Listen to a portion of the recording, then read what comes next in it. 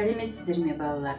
Бүгін мен сіздерді шетел әдебиеті, оның ішінде ағылшын әдебиетінің өкілі Даниэль Дефоның Робинзон Крузо атты шығармасымен таныстырамын.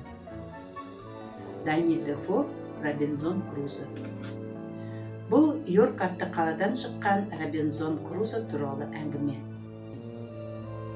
Ол өте ерке болып өсиетте қолынан ешқандай кәсіп істеу келмейді екен. Әкесі баласының заң білімдерін меңгеріп жақсы өмір сүргенін қалайды. Алайда Робинзонның бар есіл дерті теңіз саяхаттарына шығу болады.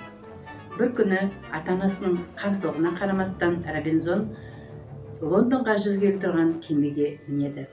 Лондонға бара жатқан кеме жолда сұрапыл дауылға ұшырап, ондағы жолаушылар әупірімдеп аман қалады. Кеме капитаны әкесінің бұрынғы досы оған: «Жігітім, енді сен теңізші емес екеніңді және теңіз саяхаттары сен үшін арман болып қалатынын түсінген боларсың» дейді. Робинзонның бұл сәтсіздіктен беті қайтпай Гвинея аралдарына жаңа саяхаттарға аттанады. Бұл жолы ол бұрын осы жерлерге табан тіреген капитанның кемесімен жүзеді. Бақытсыздық бұл жолда Робинзонды айналып өтпейді. Жолда кеме мавритандық қарақшылардың шабуылына ұшырайды. Барлығы тұтқынға түседі. Қарақшылардың капитаны жас жігітті құрықтағы жеке тапсырмаларын жүргізетін қызметші етіп қояды. Бірде ол Робинзонға қызметші бала және маврды алып балық аулауды тапсырады. Бұл тұтқыннан қашып кетудің тамаша мүмкіндігі болатын. Робинзон теңізде маврдың мылтығын тартып алып, өзін суға итеріп жібереді. Содан кейін балаға мылтықты кезеніп тұрып: «Кері қайт, мен сені өлтірмеймін» дейді. Бірақ бала Робинзонмен қаламын деп шешеді. Тұтқыннан қашып шыққаннан кейін Робинзон бірнеше жыл Бразилияда тұрып егіншілікпен айналысады. Алайда оның теңіз саяхаттарына деген арманы Гвинея аралдарына жаңа саяхаттарға итермелейді. 2 апта бойы теңізде жүзген кеме бірнеше күнге созылған сұрапыл дауылға ұшырайды. Кеме тесіліп, ондағылар қайыққа отырып аралға қарай жүзеді. Алайда аралға жетпей, таудай толқын қайықты аударып тастайды. Бақытына орай Робинзонды толқын жағаға шығарып тастайды. Аралда тентіреп сенделген жиһанкез өзінің жалғыз тірі қалғанын және аралда өзінен басқа ешкім жоқ екенін түсінеді. Сөйтіп ол өздігінен қайық жасап, кемеге жетеді де ондағы керек заттар мен азық-түлікті аралға тасиды. Осылай ол заттарын қайықпен тасып, кемеге 11 рет қатынайды. Содан кейін кеме батып кетеді.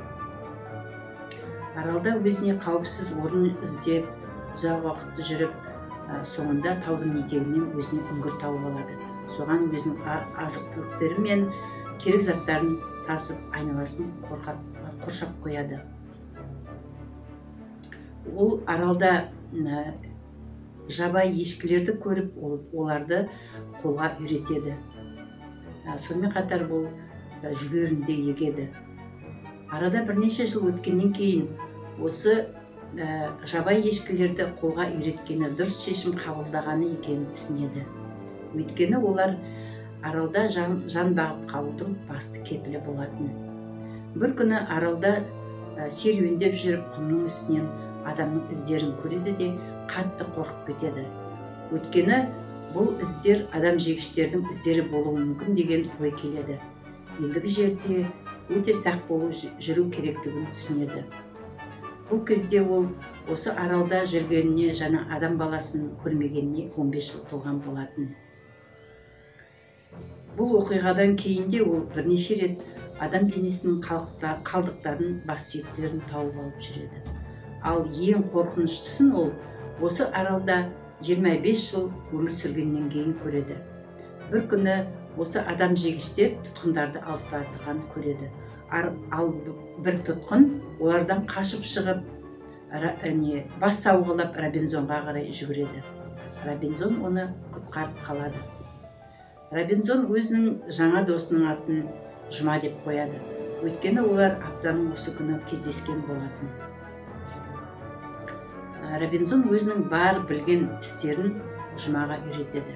Жұма тіпті ағылшынша да сөйлей бастайды. Бір күні жұма «Мырза, қайық!» деп жүгіріп келеді. Екеуі қаруыларын алып жағаға қарай жүгіреді. Жағаға жақын жерде кеме және қайықты көреді. Олар қайыққа жақындап келсе, ішінде 3 адам байлаулы жатады. «Сендер кімдерсіңдер?» деп сұрайды Робинзон. Олардың біреуі: «Мен ана тұрған кеменің капитанымын. Бірнеше теңізші маған қарсы бүлік шығарды» дейді. Робинзон жұма екеуін Лондонға жеткізсе, оларға көмек көрсетуге уәде береді. Капитан келіседі. Оларды босатып, 5-еуі кемеге барады. Капитан және экипаж мүшелерінің арасында аяусыз шайқас басталады. Бүлікшілер жеңіледі. Барлық бүлікшілер жазаланады. Ал осы жанжалды бастағандарды осы аралда қалдыруға шешім қабылдайды. Оларға осы аралда өмір сүру үшін барлық керек заттар мен азық-түлікті қалдырады. Ал Робинзон болса, аралда өмір сүріп, жан бағудың 28 жылдық тәжірибесімен бөліседі. Арал тұтқындары, капитан және экипаж мүшелері аман-есен Англияға жетеді. Робинзон өзінің ата-анасының өмірден озғанын естіп қатты қапаланады, бірақ өзінің бауырларымен табысады. Ал жұма болса, Робинзонға өмірінің соңына дейін адал қызмет етеді.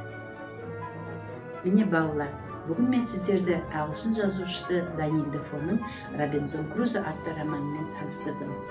Сіздерге ұнады ма? Егер ұнаған болса, осы Даниэль Дефоның «Робинзон Крузо» атты романын біздің 4-ші қалалық балалар кітапханасынан алып оқи аласыздар. Біз әрдайым сіздерді күтеміз кітапханамыздан. Назарларыңызға көп рахмет.